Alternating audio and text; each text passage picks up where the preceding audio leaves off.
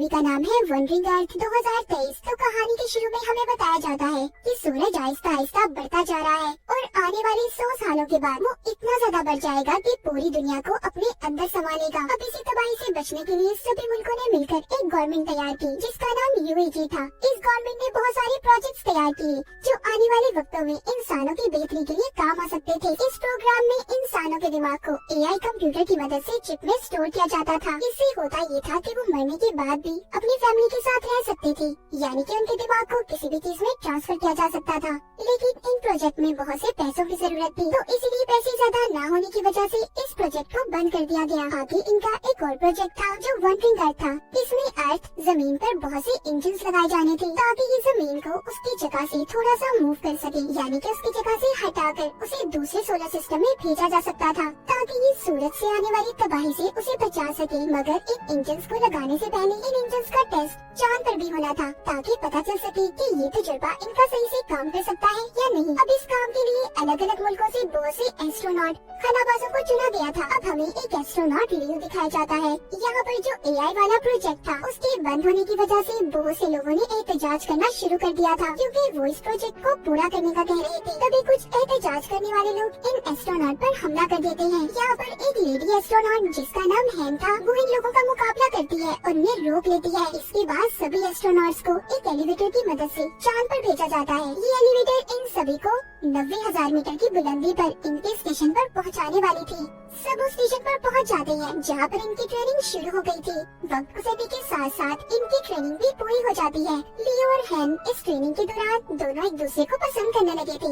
इन दोनों की ट्रेनिंग अब जब पूरी हो गई थी तो हैन अपने साथियों के साथ चांद पर जाने वाली थी और कुछ दिनों के लिए वो अब लियो से भी नहीं मिल सकती थी, इसलिए लियो उसके लिए वहाँ पर फूल लेकर आता है। लेकिन इससे पहले लियो फूल लेकर एलिवेटर से बाहर निकलता, उसका दरवाजा बंद हो गया था और वो भी इन्हीं के साथ यहीं पर फंस जाता है। वो एलिवेटर अब चांद पर जाने के लिए चलना शुरू हो गई थी। इनके पास कोई और रास्ता नहीं था, इसीलिए हैन जल्दी से लियो को स्पेस सूट पहनने का कहती है ताकि वो इनके साथ जा सके। पर तभी इन्हें पता चलता है कि इनका सारा सिस्टम हैक हो गया है, यानी कि उनके सारे सिस्टम को किसी ने अपने कंट्रोल में कर लिया था और उनकी बेस पर भी ड्रोन से हमले होने लगे थे। साथ ही साथ इनकी एलिवेटर अब दोबारा से जमीन पर जाने वाली थी। तभी इनकी एलिवेटर में एहतजाज करने वाले लोग भी आ गए थे। वो इन पर हमला कर रहे थे। वो सभी की आईडीज यानी कि इनकी शनाख्त को चुराने लगते हैं ताकि वो इनके सिस्टम को पूरी तरह से अपने कंट्रोल में कर लें। वो इनके स्टेशन को तबाह करके पूरी तरह से उस पर कब्जा चाहते थे। उन्होंने बहुत सी जगहों पर बॉम्ब्स लगा दिए थे। लियो और हैन अपने एलिवेटर में उनका मुकाबला करते हैं। अब जो उन्होंने बॉम्ब्स लगाए थे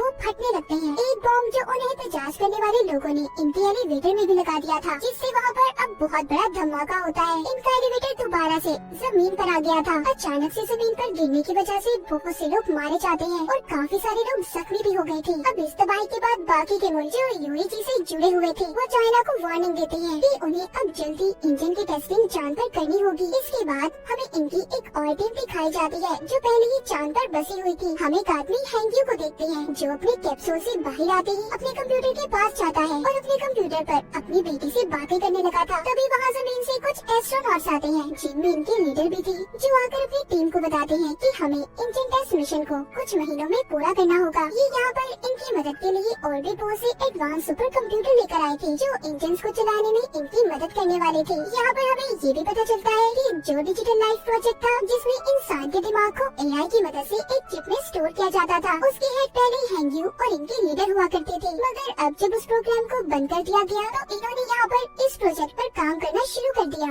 हैंग्यू यहाँ पर अपनी बेटी से बातें करने लगता है। यहीं पर हमें ये पता चलता है कि कुछ सालों पहले हैंग्यू की फैमिली का एक्सीडेंट हो गया था, मगर उसने अपनी बेटी के मरने से पहले उसके दिमाग पर एआई वाला पहला तजुर्बा किया। उसके दिमाग को उसने एआई की मदद से चिप में स्टोर कर लिया, मगर उसका ये तजुर्बा बस कुछ वक्त के लिए था। यहाँ पर जो हैंग्यू के लीडर सुपर कंप्यूटर को लाए थे, हैंग्यू उसकी मदद से अपनी बेटी को दोबारा से एआई रोबोट बनाकर जिंदा करना चाहता था, मगर उसके लीडर इस काम के लिए उसे मना कर देते हैं क्योंकि ये काफी खतरनाक था।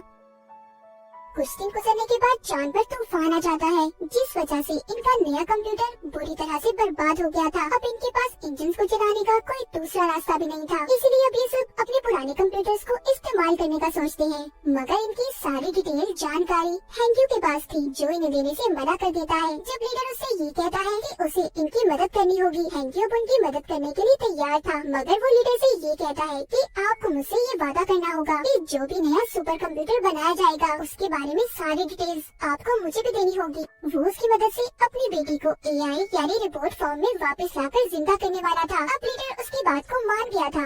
हैंक्यू पुराने कंप्यूटर्स को ऑन करता है, जिसकी मदद से इंजन स्टार्ट हो गया था, यानी कि इनका जो टेस्ट था उसमें ये लोग कामयाब हो जाते हैं। अब इसी टेस्ट की वजह से चांद अपनी जगह से हट गया था और साथ ही जो जमीन पर इन्होंने इंजन को लगाए थे वो भी ऑन हो जाते हैं, जिससे जमीन भी अब थोड़ी सी अपनी जगह से हट गई थी। ये लोग आहिस्ता आहिस्ता अपने इस प्रोजेक्ट में कामयाब हो रहे थे। जो सूरज की वजह से तबाही होने वाली थी, इनका वो डर भी अब खत्म हो रहा था। सब कुछ ठीक होने के बाद जैसे जैसे वक्त गुजरता है, यूएजी ने और भी बहुत से प्रोजेक्ट को स्टार्ट किया था, जिसमें इनका एक और प्रोजेक्ट जो अंडर सिटी था, जहाँ पर इन्होंने जमीन के नीचे कुछ शहरों को बनाया था कि अगर जमीन पर कोई तबाही हुई तो बहुत से लोग वहाँ पर जाकर रह सकते हैं, मगर वहाँ का टिकट हर किसी के पास नहीं था।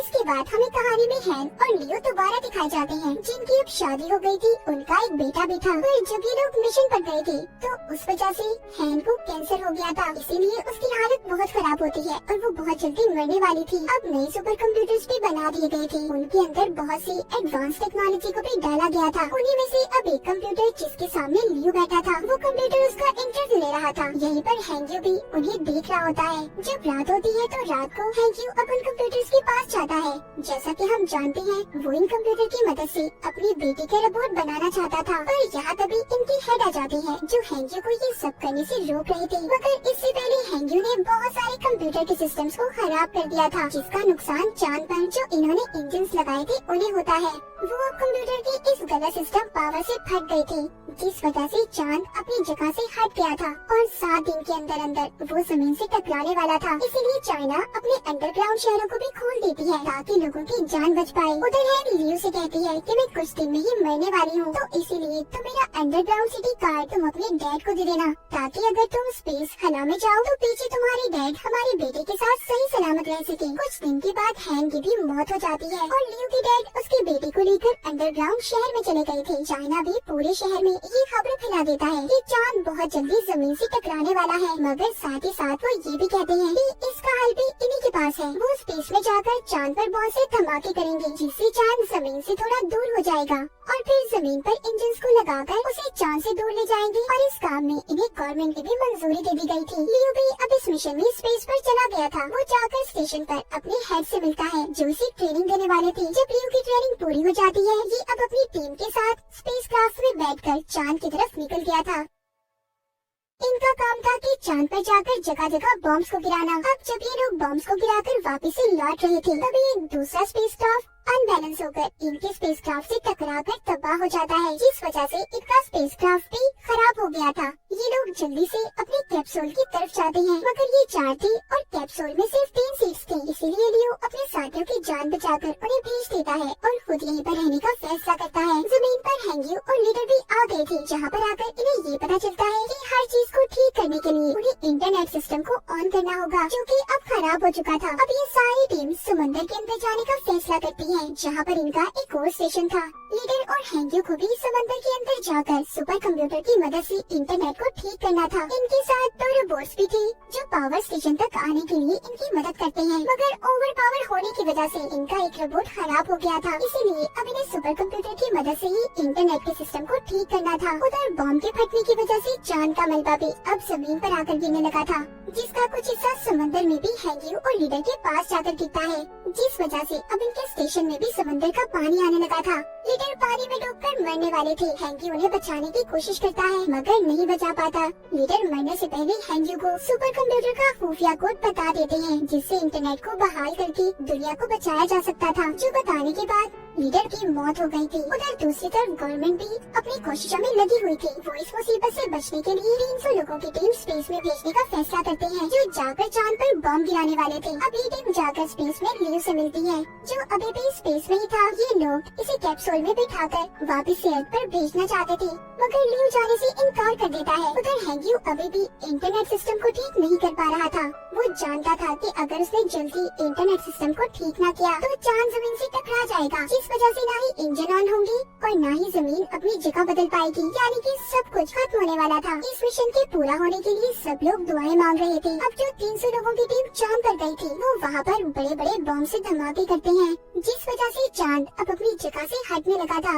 हैंग्यू भी उधर समझ गया था कि ये इतनी जल्दी इंटरनेट सिस्टम को ठीक नहीं कर सकता, इसीलिए वो यहाँ से अपने दिमाग को भी वो सुपर कंप्यूटर में डाल देता है। हैंग्यू की पानी में ही मौत हो गई थी। जब सबको ये बात पता चलती है कि हैंग्यू मर गया, सभी की उम्मीदें टूट गई थी, क्योंकि उन्हें अब ऐसा लग रहा था कि दुनिया खत्म हो जाएगी। पर हैंग्यू के मरते ही सब कुछ उसका दिमाग सुपर कंप्यूटर में ट्रांसफर हो गया था। वो कंप्यूटर खुद ही इंटरनेट कनेक्शन को रिस्टोर करने लगता है। अब जमीन पर सभी इंजन्स को भी चला दिया गया था। दरअसल उन सुपर कंप्यूटर्स के अंदर अब हैंग्यू का दिमाग था। इस वजह से इंटरनेट के ठीक होते ही सभी इंजन स्टार्ट हो जाते हैं और चांद भी जमीन से दूर हो जाता है। ये मिशन कामयाब हो गया था। पूरी दुनिया बच गई थी, सभी खुश थे। इन्होंने अपने नए सफर को शुरू किया था। इसके बाद हमें 2065 में दिखाया जाता है। अब जमीन पर और भी ऐसे ही बहुत से इंजन्स बनाने का काम चल रहा था। लियो भी इसी मिशन में शामिल था। तो इसी के साथ ये कहानी यहीं पर खत्म हो जाती है।